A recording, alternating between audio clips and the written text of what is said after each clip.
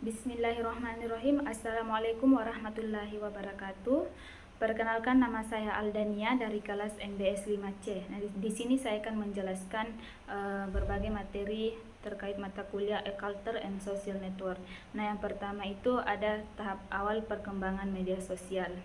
Jadi tahap awal perkembangan media sosial itu dimulai dengan kehadiran Friendster pada tahun 2002. Nah, Friendster ini menjadi salah satu situs media sosial yang pertama yang populer secara global. Nah, ini memungkinkan pengguna untuk membuat profil dan berinteraksi dengan teman-teman mereka secara online.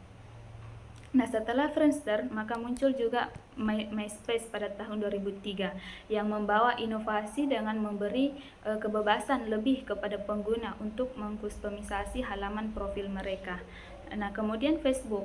Facebook ini dia diluncurkan pada tahun 2004 dan merevolusi media sosial dengan konsep jejaring sosial yang lebih terstruktur dan mudah digunakan. Nah, terus kalau Instagram itu dia dimulai atau dia ada pada tahun 2010 dan dia itu membawa paradigma baru dengan berfokus pada berbagai foto dan video dengan sentuhan yang lebih estetik. Jadi Instagram ini dia mempopulerkan budaya visual seperti influencer dan tren daring yang kemudian menjadi sarana penting dalam pemasaran digital dan hiburan. Nah, kemudian pada tahun 2017 TikTok ini resmi diluncurkan. Jadi TikTok ini dia membawa konsep video yang pendek dengan musik dan efek khusus yang mudah digunakan. Nah, sehingga menjadi wadah kreativitas baru bagi pengguna dari berbagai kalangan usia. Nah, terus ada juga dampak awal media sosial terhadap masyarakat. Nah, itu ada dampak positif dan dampak negatifnya. Jadi dampak positifnya itu media sosial bisa menjadi sumber penyebaran informasi yang sangat cepat dan mudah. Terus media sosial juga bisa menjadikan jarak dan waktu bukan halangan dalam berkomunikasi, sehingga hubungan jarak jauh dapat tetap terjaga. Nah, kemudian media sosial juga dapat mendorong ide dan kreativitas karena media sosial menjadi sarana berbagai konten yang inspiratif dan kreatif. Nah, media sosial juga membuat kita dapat membangun komunitas yang memiliki minat yang sama. Kemudian ada dampak negatifnya. Jadi dampak negatifnya itu media sosial ini dapat memicu pergeseran perilaku negatif, seperti dapat membuat pengguna itu bisa kecanduan internet. Nah, kemudian menggunakan platform untuk tujuan yang cenderung negatif, seperti menyebarkan ujaran kebencian di media sosial. Nah, kemudian penyebaran informasi palsu atau hoax yang dapat memicu kebingungan, ketakutan, dan potensi kekerasan sosial. Nah, itu. Jadi selanjutnya ada dinamika komunitas virtual. Nah, ini terbagi menjadi dua. Ada komunitas virtual daring dan luring. Jadi komunitas daring ini adalah sebuah komunitas di mana anggotanya itu berinteraksi satu sama lain melalui internet secara daring.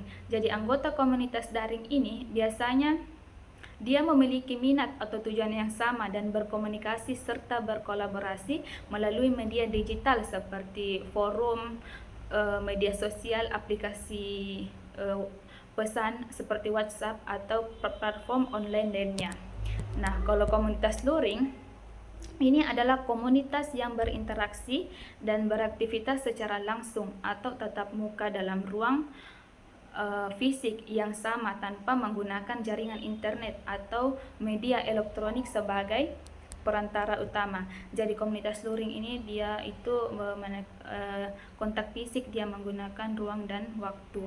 Nah, sebagai contoh penerapan struktur komunitas online dapat dilihat pada komunitas digital berbasis media sosial seperti grup Facebook, atau forum Telegram yang berfokus pada minat tertentu, misalnya komunitas belajar, game, atau kesehatan. Nah, dalam komunitas tersebut, founder berperan sebagai inisiator yang merancang tujuan komunitas, misalnya menyediakan ruang berbagai ilmu atau tempat berdiskusi santai.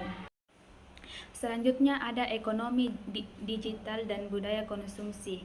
Nah, bagian ini membahas bagaimana perkembangan teknologi dan internet telah mengubah cara masyarakat berbelanja dan mengonsumsi barang atau jasa. Nah, yang mana dulu itu kan orang harus datang langsung ke toko untuk membeli sesuatu. Nah, sekarang dengan adanya ekonomi digital seperti e-commerce, marketplace, dan dompet digital. Jadi semua itu bisa dilakukan melalui smartphone dan internet. Itu prosesnya cepat, mudah, dan tanpa batas tempat maupun waktu. Nah, namun perubahan ini juga membawa budaya konsumsi baru. Jadi orang itu jadi lebih mudah tergoda berbelanja, apalagi dengan adanya promo seperti flash sale, gratis ongkir, dan cashback. Nah, influencer juga dan media sosial ikut mempengaruhi keputusan belanja, karena banyak orang membeli produk karena viral atau ingin mengikuti tren, itu bukan karena benar-benar butuh. Nah, sistem pembayaran digital dan pay later membuat belanja itu semakin mudah, tapi juga menimbulkan utang dan perilaku yang konsumtif. Nah, selanjutnya itu ada materi etika dan regulasi media sosial. Jadi, etika komunikasi. Nah, etika komunikasi ini adalah norma, nilai, atau ukuran tingkah laku dalam interaksi. Nah, tata cara pergaulan bermasyarakat yang mengatur manusia untuk saling menghormati, sopan santun, tata krama, berdiskusi dengan sesama makhluk lainnya. Nah, ada tantangan etika komunikasi dalam media sosial. Nah, yang pertama itu penyebaran informasi yang salah atau menyebarkan informasi yang hoaks. Kemudian kurangnya akuntabilitas dan kurangnya empati dan penghargaan terhadap perasaan orang lain, serta penyalahgunaan data pribadi. Nah, kemudian ada hoaks, ujaran kebencian, dan regulasi hukum. Jadi, definisi hoaks. Jadi, hoaks ini dapat diartikan sebagai penyebaran informasi yang informasi itu dibuat seolah-olah itu benar, ternyata itu informasi yang salah atau hoaks. Nah, regulasi hukumnya itu dapat dikenakan sanksi, di mana ada pada pasal 14 Undang-Undang Nomor 1 Tahun 1946 ayat 1 dan 2. Kemudian ada juga undang-undang di pasal 15 Undang-Undang Nomor 1 Tahun 1946. Kemudian ujaran kebencian. Nah, ujaran kebencian ini adalah menyebarkan atau mensuarakan kebencian orang lain itu ke media sosial. Jadi dia itu kayak dia besar-besarkan itu ujaran kebenciannya ke media sosial. Jadi dia itu dapat dikenakan regulasi hukum ujaran kebencian itu pada pasal 28 ayat 2 dan pasal 45 ayat 2 Undang-Undang ITE. Nah, kemudian selanjutnya ada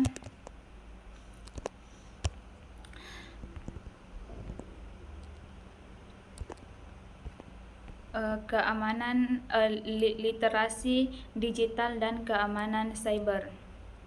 Jadi, literasi digital ini adalah kemampuan seseorang itu menggunakan teknologi digital seperti alat komunikasi atau jaringan untuk mengintegrasikan dan menganalisis dan mengevaluasi informasi secara kritis. Nah, kemudian ada tantangan literasi digital. Nah, tantangan literasi digital itu adalah yang pertama itu kesenjangan akses teknologi, yang kedua itu kurangnya pendidikan dan pelatihan. Kemudian yang ketiga itu penyebaran informasi yang palsu atau yang hoax. Kemudian yang keempat itu ketidakamanan cyber, dan yang kelima itu keterbatasan pengetahuan tentang etika digital. Nah, kemudian ada keamanan cyber. Jadi keamanan cyber ini adalah bentuk perlindungan terhadap sistem yang terhubung ke internet. Kemudian ada jenis dan keamanan cyber, yaitu ada yang pertama itu ada cloud security, dan yang kedua itu ada network security, dan yang ketiga itu ada application security. Nah, terus ada cara-cara bagaimana kita menjaga etika ketika kita bermedia sosial. Jadi yang pertama itu ketika kita sebagai pengguna media sosial, sebelum kita upload konten-konten itu, sebaiknya kita perhatikan dulu, kita analisa dulu apakah konten-konten yang kita upload itu tidak dapat merugikan orang lain. Nah, upayakan upload konten-konten yang bersifat menguntungkan. Kemudian tidak berkomentar yang bisa mengundang konflik atau kekacauan di media sosial. Itu saja dari saya, kurang dan lebihnya mohon dimaafkan. Wabillahi taufiq wal hidayah. Wassalamualaikum warahmatullahi wabarakatuh.